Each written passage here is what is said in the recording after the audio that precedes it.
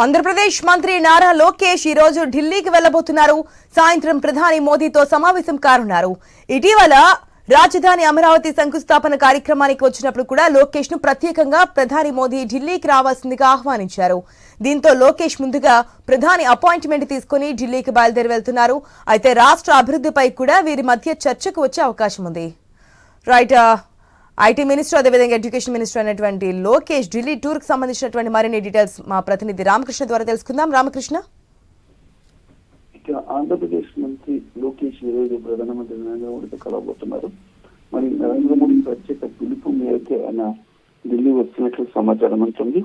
అయితే లోకేష్ పర్యటన ఎందుకు వస్తున్నారు అనే అంశానికి సంబంధించి ఇక చాలా ఉత్కంఠ నెలకొంది. ఎందుకంటే ఇప్పుడు రాష్ట్రంలో తాజా రాజకీయ పరిస్థితులు, మరి ఈ ఎన్డీఏ భాగస్వామ్య పక్షాలు ఏ విధంగా ముందుకు వెళ్తున్నాయి, రాష్ట్రంలో అభివృద్ధి కార్యక్రమాలు, అలాగే రాజకీయ పరిస్థితులపై తెలుసుకోవటం, అలాగే రాష్ట్రానికి సంబంధించిన నిధులు, ఇంకా అభివృద్ధికి సంబంధించిన అంశాలపై లోకేష్ ప్రధానమంత్రితో చర్చిస్తారని సమాచారం.